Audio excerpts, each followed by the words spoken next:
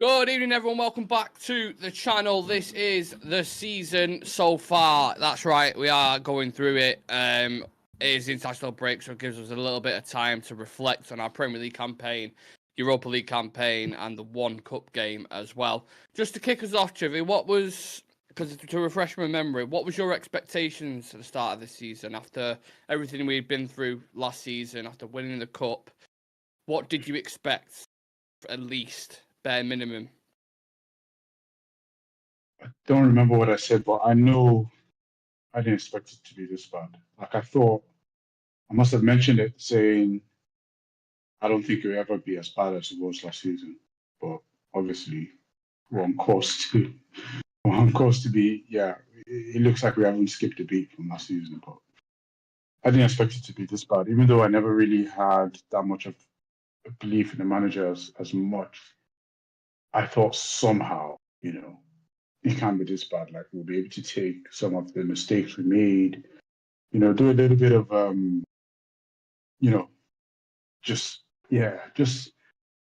never saw it like this. Honestly, yeah. I'm speechless now. Really.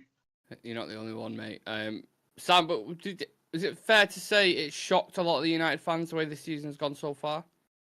I mean, for people like Chivy and people who, again, wanted the manager out regardless of the FA Cup win, it's probably not a shock. It was probably like Chivy said, he was probably hoping more than thought that it could be any worse. I was a bit more optimistic. I thought injuries and all this different stuff would have an effect, and that's the reason why things are going on. Obviously, we've not really had many injuries, and we look worse, if not about the same as last season. Last year, he beat the record for the worst start to the Premier League in our history, and then this season he's already beaten that one. So it's not going well, is it? It's not going well. I think that's important, that what Sam just said there, Chivy, that after last season, because the injuries that were mentioned, it kind of was used as a bit of a landing mat, wasn't it, for Ten Hag to kind of fall back on. But now he has got the right structure above him. Now he has had another 200 million quid plummeted into the team. And to go back from that speaks volume in itself, doesn't it? It does. Just to clarify what Sam said, like, throughout the season, yes, I was staunchly against the manager. But I kept saying that I needed to see a little bit of change. Yeah. And I'll hold my hands up to say the last couple of games when we played Arsenal, even though we lost that, there was a bit of a change in the approach. The Arsenal game, yeah. The one there was the last 4 games of the season. I thought you meant this season. Yeah. I thought you meant this season. No. The last 4 games of the season. Okay, when Amrabat comes in, yeah, plays Ahmad gets injured in that game, but Ahmad and Kobe were really. I mean, we lost 1-0, but there was something there that we could hold on to. And I remember us talking about it, saying at least there's something. And then what he did in the FA Cup final against City, like I'd never seen anything like that. Like obviously going from expecting to lose really badly to the way he set up, and we looked comfortable. It wasn't like last stage, or we looked comfortable throughout the game. So yes, I wanted him out, but that gave me a little bit of hope to see that he can actually change things.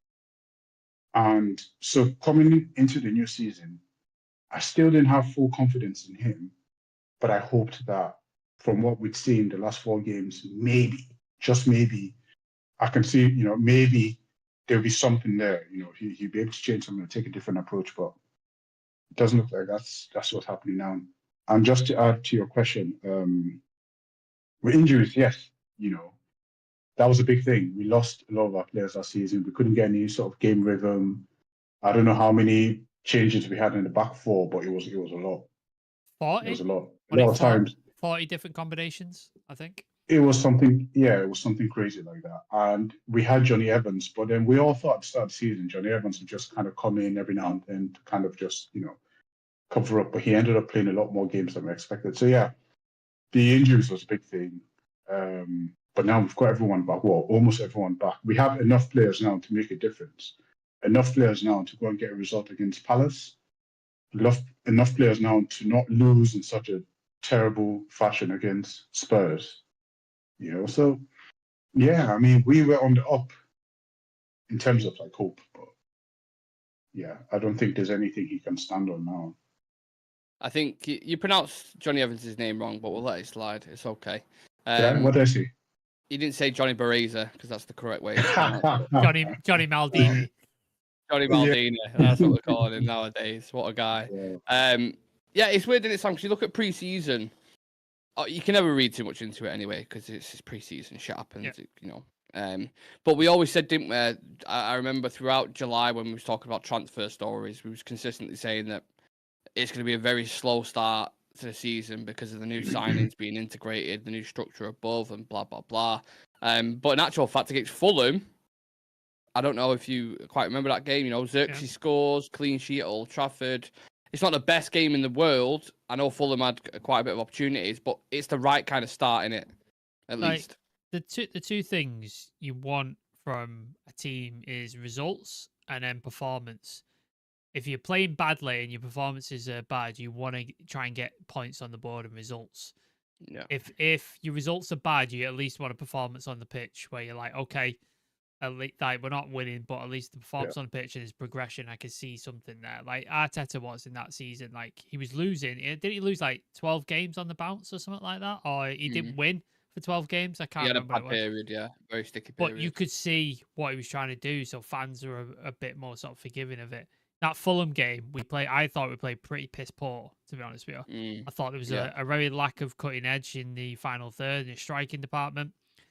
And had it not been for that really poor pass where it bounces off Harry Maguire, I think potentially lose or draw that game because they were in on goal at that point. And then we get sort of snatch a goal at Xerxes right at the very end, which he took his chance, but I was quite lucky in the way it sort of came about. Was it that the same game where Garnacho had the gilt edge right at the end as well, and he fluffed his lines? Rashford. And say another example, say that Xerxes chance doesn't happen, and that's our only chance, and he fluffs it. Probably looking at different, better of a mood, isn't it, after that game? Yeah. So I think you have to look at that and go, you got away with that one, but you got the result. So first game of the season, you got your performance wasn't that great, but you got the result, so you can move on from that one. So I wasn't too worried because it's the first game of the season. You got to give it time, and you got a result on top of it. So I'm like, okay, not a great performance, but we got a result. Yeah, it's one of those where look, everyone's still kicking into gear. It's the first game. Everyone needs to get up to tempo and speed. And sometimes it takes a couple of weeks for everyone to really start going. I mean, we're still trying to go now, but typically, that's how it is. We had Brighton after that, Chive. Always a bogey team. Do you know why it's always a bogey team? I don't understand. We always seem to struggle at the Amex, don't we? There's always an incident as well, isn't there? There's always there was the Luke Shaw handball. There was the goal. There's always something. Yeah. Yeah, it's always one of those ones. And it's annoying because it's like a team that you can beat. And then something always happens. And then, to be fair, when it mattered most, we beat them. I think, was that in the Carabao Cup? Semi-final, FA Cup. Yeah. On FA penalties. Cup, yeah. It's on penalties, though, wasn't penalties, it? Lindelof scored the winner. Somewhere, yeah. Kind of reminds me of Adesanya and Pereira, every time. Yeah. They were fighting, it's kind of you can beat him, and then just and then smashed, that when it really mattered, yeah. But then going back to Brighton, it's just one of those teams. Like years ago, like many years ago, when a lot of our viewers are probably too young to remember, but Middlesbrough was our bogey team all the time. Like we would always lose at Middlesbrough. Or Tony Mowbray? Was it when he was the coach and he was just? I don't remember who the manager was, but then they had all them. What's that guy's name? Stuart Downing. Yes. No, McLaren. Yeah. This is when when McLaren left United and then he was manager. Yeah, they would just always beat us for some reason. And this is when we're smashing everyone. And then we'll go to Riverside and then take like 3. Like it would be like 3-0 or something. It kind of reminds me of that. I really don't know why they're a bogey team. They really shouldn't be, but it is what it is now. But there's context to everything. And in the game we played this season, we didn't take our chances. Yeah, we were unlucky with the Xerxes thing, the offside. But we didn't really take our chances and we allowed them to kind of grow into the game. Switch off. It was a switch off at the back that cost us the goal. Yeah. Well, that's what I was going to say. There was 2 glaring red flags weren't in that game. The Maguire one is positioning, but a Welbeck Mhm. goal was all over the place, tripping over his own feet, and then the João Pedro goal at the very end was just a back post Yeah. and no one marking it. And they're the warning signs Yeah. straight off the bat. That's your second game in. Yeah. But And this so every time, we always suffer some last minute. It's always like in the last 10 minutes of a game, or Always. even the Community Shield. Like Yeah. then we got one up against City. yeah, Yeah. we got And then our Bernardo Silva scored, didn't he, in the Yeah. 88th minute? I think it Yeah, was. and then you could just tell, like, So But that's it's one of like them you ones, man. like you said, Chivy, not taking our chances. That's been consistent throughout the season so far, and because we Yeah. haven't taken our chances, we then make mistakes that cost us games. It's every Yeah. single game. Twente, Brighton, like it happens. So Liverpool, the mistake get to them. Casemiro mistake, Don't worry. all these Even mistakes. Southampton. as well. We gave away a Yeah, penalty. we're just lucky that And so it's just Onana happens. just chose to dive the right direction. Yeah. It happens every game because we, like you said, if we took our chances and killed the game off, these mistakes wouldn't be so bad. But because we don't, the mistakes end the game for us.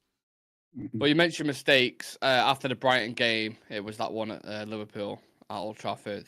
Almost the realization, I think, for a lot of people at the time, where it's like, oh, we really have like stagnated and gone backwards. Casemiro finally dropped from the team as well because of this. The pressure really started to kick into gear. That was a proper kick in the teeth, Sam, on it, that Liverpool performance. It was we did it. Do you know what? We got beat 3-0.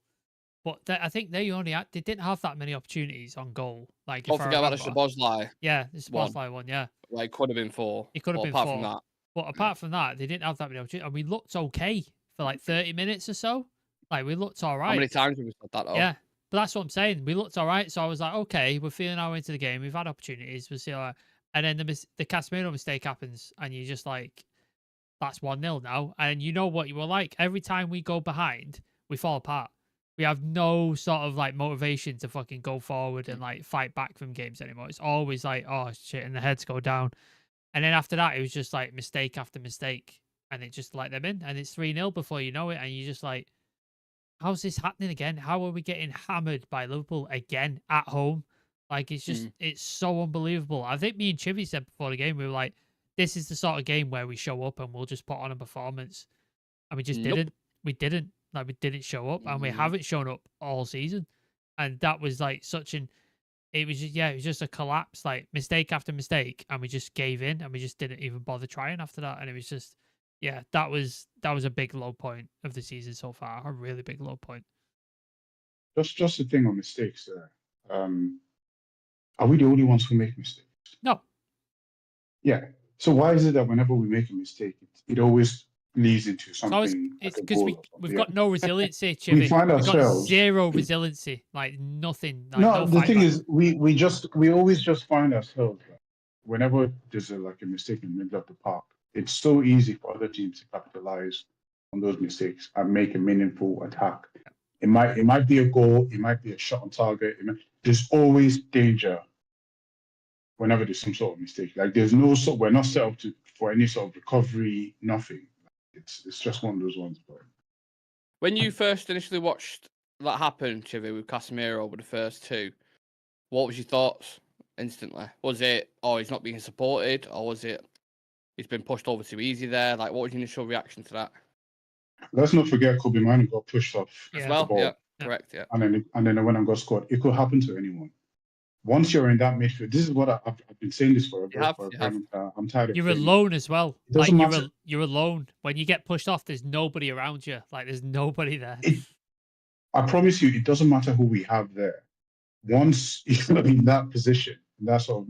Once you make it, you have to be inch perfect in that position. Teams know it as well. Teams know if you see an isolated United midfielder, we're like, right, we target him and get the ball off him. Yeah, and we also have to remember that these guys are human beings. Like, it happens in Old Trafford, and of course, there's this thing about Casemiro already, and I've never seen his confidence hit so bad before. Like, like his confidence went down. You won't be able to function, So yeah, he got pushed off the ball got taken. It can happen to anyone. I just feel like I felt bad for him. I really, really felt bad because Casemiro isn't the type that I'd say, oh, he doesn't care or he's too lackluster. It's like, this is somebody that really wants to play as a professional. Even now, whether it's him or not, on his Instagram, it's always like him training, him, he's not putting up any sort of you can't question his professionalism or attitude or whatever. But I would always say it's the way we're set up. Like if you take Casemiro and put him in any other team, he might not be the same Casemiro at Real Madrid, but you wouldn't see this sort of mistake. He won't be as exposed as he is. In your last, was it the last show or the other show you did with Sam a few days ago? I was watching it, and you said something, Nick. You said something about Kobe Mino, and you were like, you don't seem to know what's going on with Kobe. And if you guys remember, I said this to you last year. I said we'll get to the point where we'll be asking the same thing about Kobe Mino. Like we'll be saying, no, I don't really know what's going on with him. It's the way we're being set up. Like when you said it, I was just like, it literally deja vu. It took me right back to when we were talking about this last season. I was saying, if we carry on like this, we'll be asking the same questions about Kobe. It's not to do with his ability. We all know Kobe is talented. I mean, he's one of the brightest talents in the Premier League at the moment. But if you're not utilizing him well, if you're playing him in a system that exposes him, this is what it turns out to be, because we'll be asking, what's going on? But it's the way he's being played. The worst thing about that Liverpool game, there was the narrative that was going into it with Casemiro and all that. It was the Arne Slot, because he'd been there. It's a bald Dutch coach. He'd been there, like a couple of months. Ten Hag had been here for 3 years, spent 600 million quid, and I know he's inheriting a different squad, so it's there is context to that. But when he came out after the game and he did his analysis on how he targeted them, and it was pinpoint accuracy. All we had to do was layered it all, and was like, that's how we beat him. You know what though? And then that really exposed Ten Hag, I thought. You know what though? Yeah. Everybody was saying, like, look at how smart Slot is, look at how he's picked him apart, and I was like, he's not. We've been saying that for fucking months. Everybody knows this. It's fucking. Can do that. It's like blueprint. It's like at this point, it's like the Sixth Sense. It's like, Bruce Willis was dead. An unbelievable twist. It's like, no, everybody's seen it at this point. Years. Like we're beyond this point at this point. We all know this. Like this is not a smart thing. Thomas Frank's done it. Every fucking manager's done it. Like every manager knows how to play against us and how to beat us because they've all done it. So it's the same old shit and nothing changes. Well, the game after that, we had one you would probably want in the newly promoted team, Southampton. But then the first 35 minutes of that, I mean, they was all over us. They had the ball, like, possession-wise, it was just dominating. You couldn't believe your eyes what you was watching. And had Onana not saved that penalty, which is, a high likelihood, God knows how that game would have went. But can you take much from that, even if if the team's been piped that much like Southampton has? It's not really like you can take confidence. It's a weird one, isn't it? It's kind of like we should beat him anyway. I'll be honest, like Kyle Walker-Peters. Yeah. I completely forgot he existed, and then I was like, this guy still plays football. And then he sent De Ligt to the Shadow Realm in here with that little like jinx. Do you remember? I was like, I forgot about this guy. Like, so that's just to show you, like, they play. Sorry, was that for me or for Sam? Sorry. Anyone? Open floor. All right. Yeah, Sam, take it over, man. I mean, what can we say? Yeah, Southampton, like that. Tyler, what's his name? Tyler Diblin. Like, just had skinny Dallo in it. Just Dallo just made him look like he was a fucking moron. Just destroyed him, and then he lunges in penalty, and you're just like, here we go, here we fucking go. And I think if that goal goes in, if that penalty goes in, our heads go down. They beat us 2-3-0. Yep. It's done. It's over. And because it didn't go in, I think a little bit of sort of light came through, and we were like, okay, we need to fucking do something here and get a goal. And we did with an amazing header by De Ligt, and it goes in. And I think after that, Southampton just dropped, because I've seen Southampton play a few times this season, and they start brightly and they play their football the way they want to play. But as soon as a couple of goals go in, that's it. They're done, because they try to continue to play the way they want to play, and it doesn't work against big teams or any team in the Premier League. They just get destroyed. But he's sticking with it, much like Company did with Burnley like last year. He's going to stick with it, and it's going to get relegated because of it. I think Ipswich might be in a similar venue there. But yeah, had that penalty gone in, I think we lose that game, because that first 35 minutes was terrible. Absolutely fucking terrible. Yeah. We always say it here, don't we? We always say, like, goals change games. Goals change games, and that's what happened. If they scored there, now it would have been different. And when we scored, kind of just changed the game. Well, goals feel confidence. Goals give fans something to cling on to. Goals are everything in football.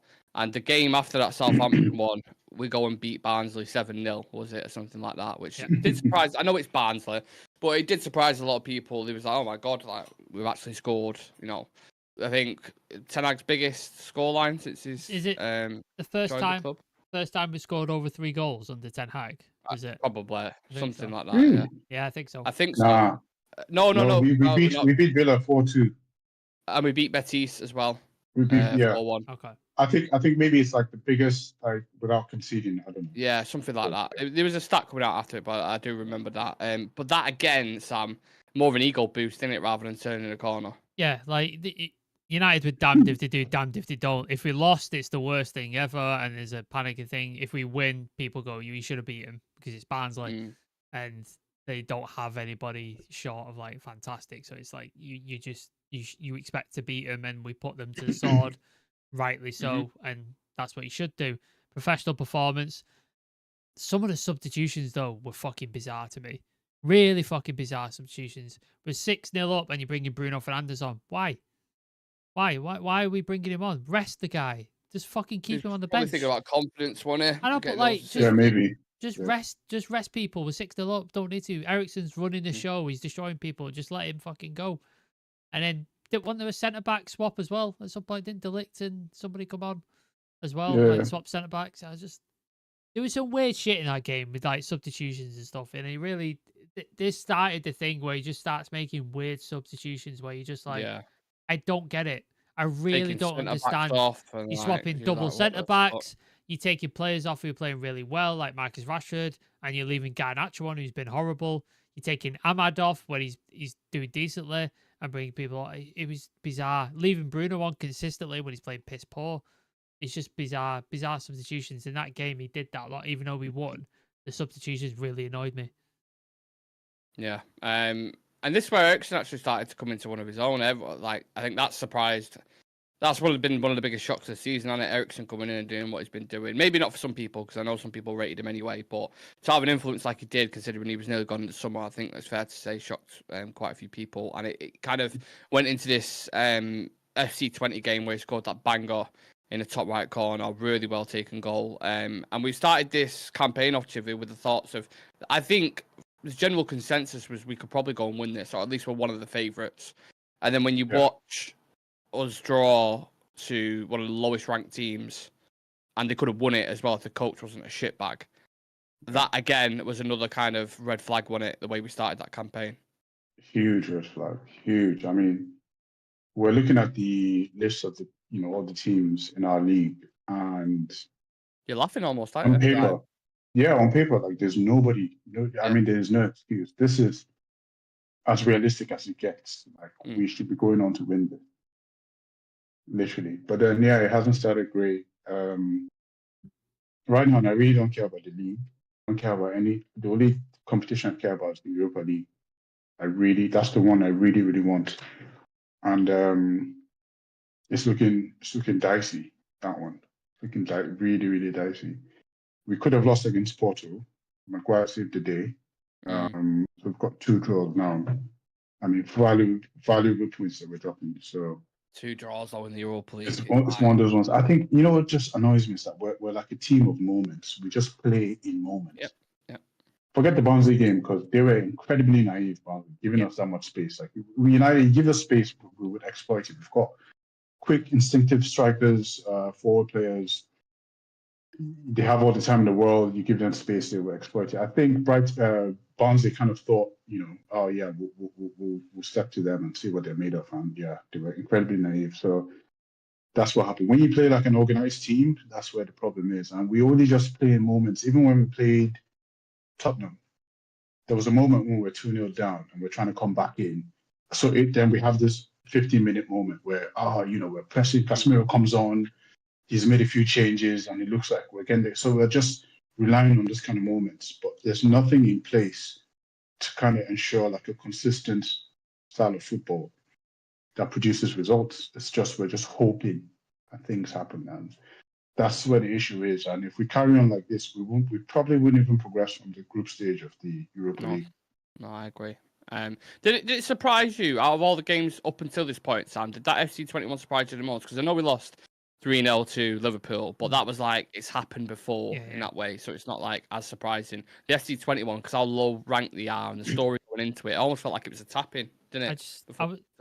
You were looking at it and you were going, I don't see any issues that we should face against the team. Maybe I was being naive, maybe I was being overconfident or stupid, but you look at it and you go, No, you were being realistic. We should beat this team, and we should beat. It's at home, and we should beat this team. We've got a full strength team. The only person you're missing is Luke Shaw, and he's never available anyway. So it is what it is. You should be beating them. There's no excuse. And again, couldn't take our chances. Mistake happens, costs us a goal, and it's over. And you just like, how many times is the manager going to allow this to happen before he changes something? If it's happening against FT20, one of the lowest ranked teams in Europa, when you've got a clear run at this like league where you could definitely win it, and you're letting that happen, that's worrying. It's really, really worrying. And like, I didn't expect much in the Liverpool game. I didn't really. I expected a tricky game against Spurs. I even expected more of a sort of fight against Porto than like what happened, like what ended up happening. SC20, I did not expect that at all. I was expecting a similar to sort of not quite Barnsley level smashing, but I was expecting a comfortable win. Comfortable 3-0, something like that. Just unbelievably bad. That really, really bad. Yeah. Well, you referenced Spurs there. They were the game after FC20 Chivette.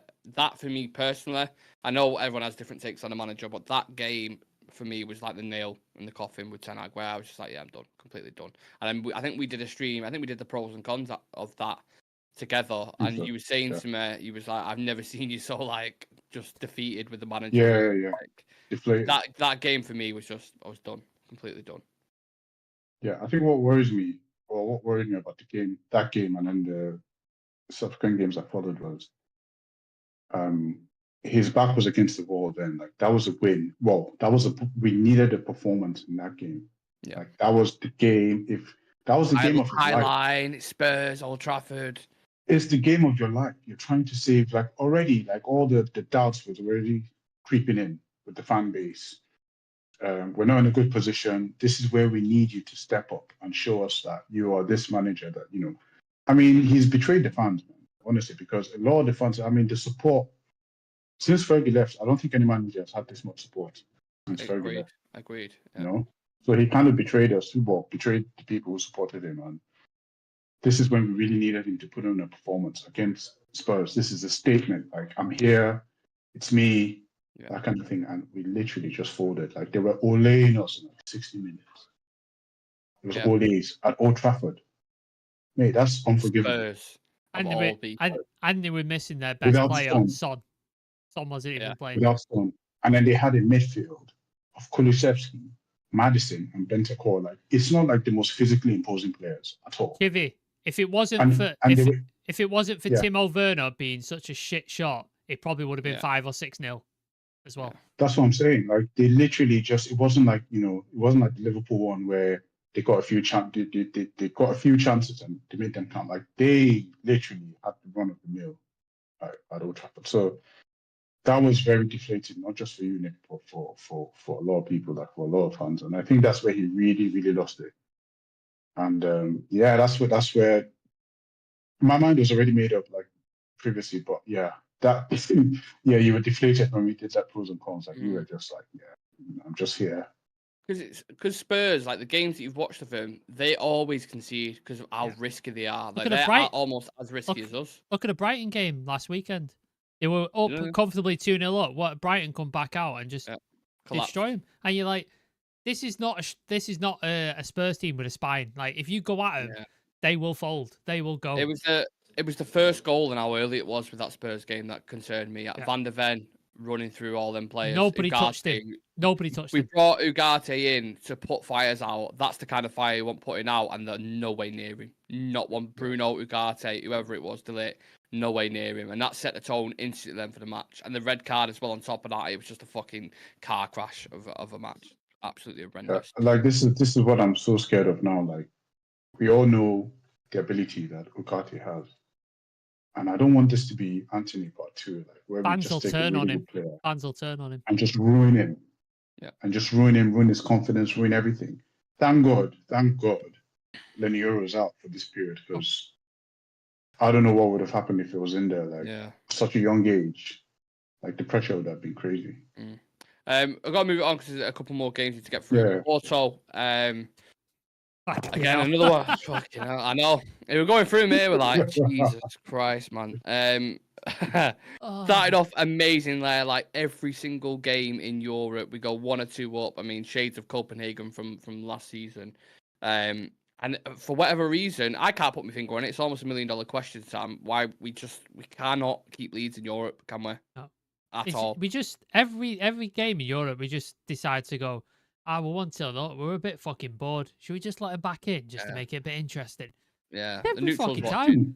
Just every time. I don't get it. And like, people are blaming Leacher and De Ligt, which they did have a poor game, but the system again is fucking exposing him, because the way Ten Hag wants to set up, he wants to sort of have this high press, but then he wants to leave a single lone number 6 pivot to cover all this space. And because of the lack of quickness in Leacher and De Ligt, they're not quick players. So they want to play with the ball in front of them. So they keep dropping deep. And then that just leaves this huge piece of space. And they just run through like that. And then then why bring in De Ligt? If you're looking at that, like if you want to play high line, why bring in De Ligt? That's the weird thing. It's like, why is he bought him? Why is he pairing De Ligt and Lissandro when you've got 2 players who are not quick at all? Like, it's just bizarre to play the way you are. And they're dropping deep, so they're getting exposed, and then just Porto have a bunch of space. That Omorion, is it Omorion? Yeah. Omorion. Yeah. Just looks like prime fucking Zlatan Ibrahimovic, didn't he? In that called it for the game. He destroyed us. He's a good player. He's a really good player, but he made us look like we're fucking amateurs. Like, he just destroyed us. That third goal. Go back and watch the third goal. His movement for that. Yeah. Like, he's so deliberate.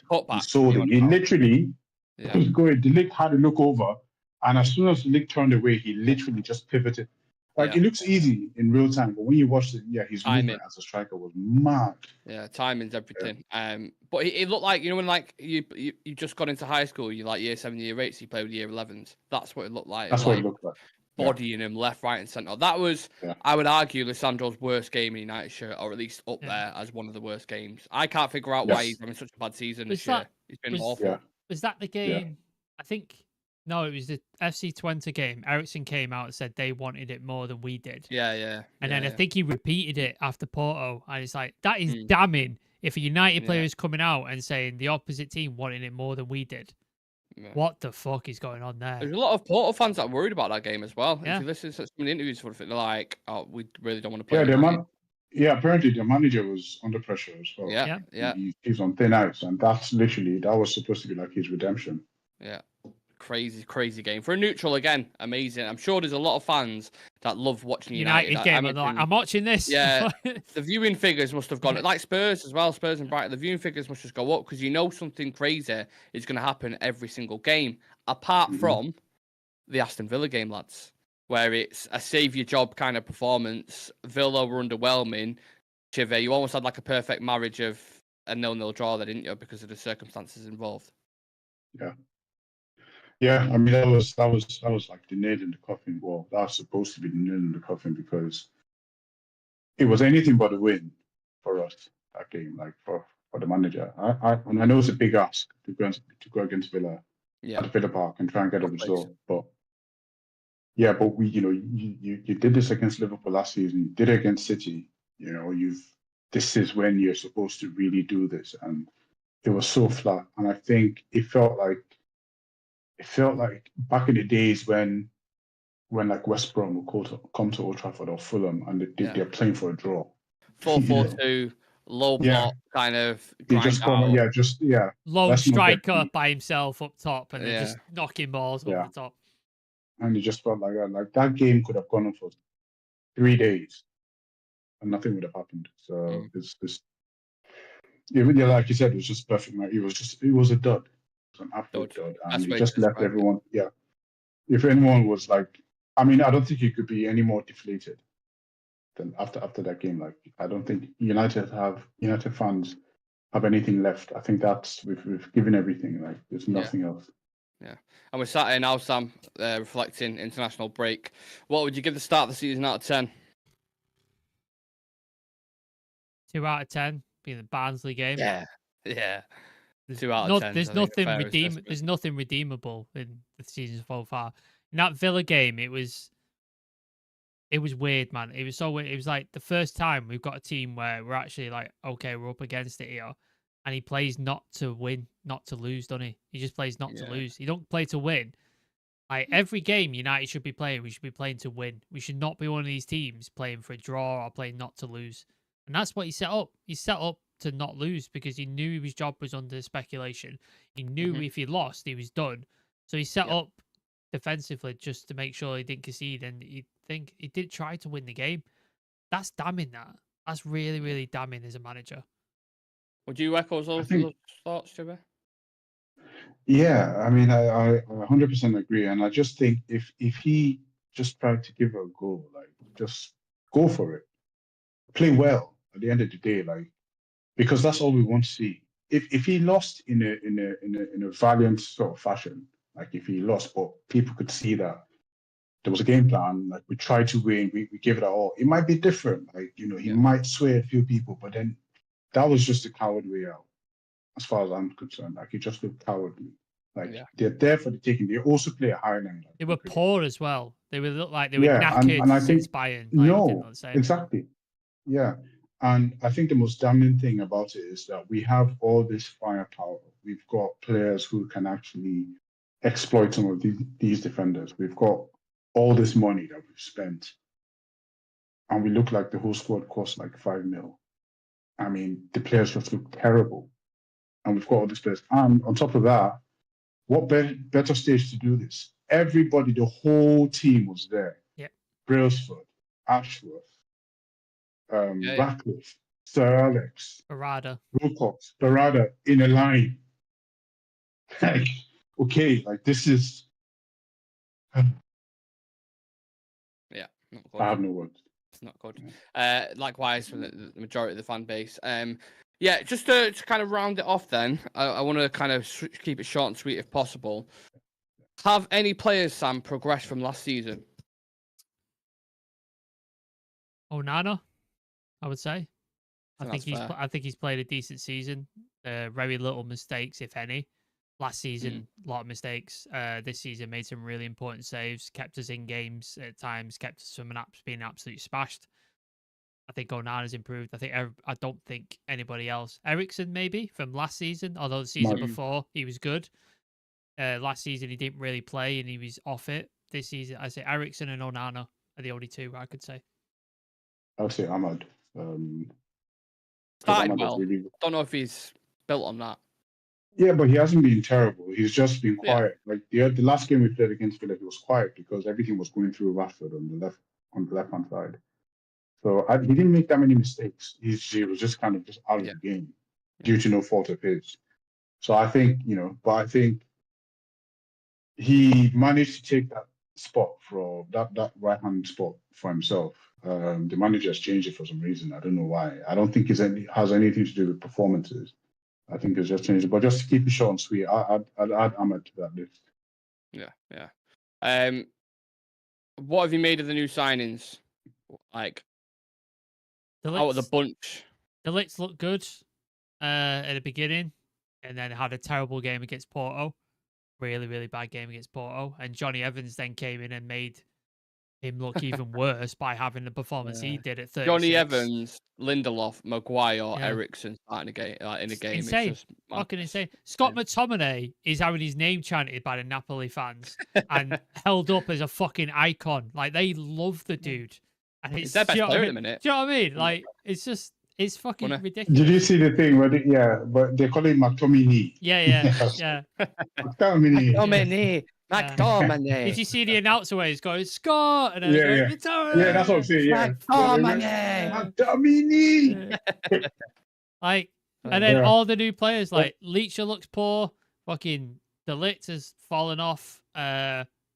Xerxes got a goal in his first thing, and then looked really good against Palace, but then Looked hasn't. stiff the other day, didn't he? Against Yeah, Villa when he came on. Trumbling yeah. over his feet and shit. Ugate's had 2 starts, and then he got yanked off and hasn't played since. It's not looking good for him, is it? Yeah, just to quickly answer that. New players playing well. De Ligt hasn't really given me that much confidence. Like, I'm still judging him at the moment. Like Mazraoui really is the only one I think out of the new signings that has put in some performances that I can believe in. But he's slowly gained the funk has kind of got to him now, and it's kind of I agree. putting at him. Yeah. Xerxes as well. I've been really impressed when I see him. Obviously, you want your striker to score goals, but at least he's connecting in the midfield, and we could see things happening. Like you could see he's putting players in positions, but he's also getting affected by this whole thing. But yeah, I'll go Mazraoui for new signings so far. Yeah. The rest is still question marks, isn't there? Still question marks. Who else? Who did we get? We got Mazraoui. Euro, De Ligt, Ugarte. Out of the ones who played, yeah. Ugarte, I'm hoping, really, really hoping, because we Don't look need. great at the minute, though, does it? With The him? system, Don't though, Does not look good any at all. midfielder you put in that system, like Chivi said, isn't going to He's look looking good. on course to be really, really shy, and I just need for us not to ruin his confidence, because that's the main thing. Like, he needs a good game, and I'm really hoping that he can turn around. We're going to leave it there, guys, because other exterior Yeah, things are going to keep it short and sweet. But I appreciate you all in the chat. Sorry we couldn't get to the comments, but we've had quite a bit to get through. On the 12 o'clock show tomorrow, I'll spend a bit more time in the comment section and have some debates and stuff. So yeah, appreciate Sam, appreciate Chive, appreciate you guys in the chat as well. Please do leave a like on the video for us and subscribe to the channel. And yeah, let's see what happens with the manager this week. Nothing officially announced yet, but it is leaning towards that he could be potentially staying. So that's interesting in itself. Right, see you in a bit, guys. Take it easy. Peace.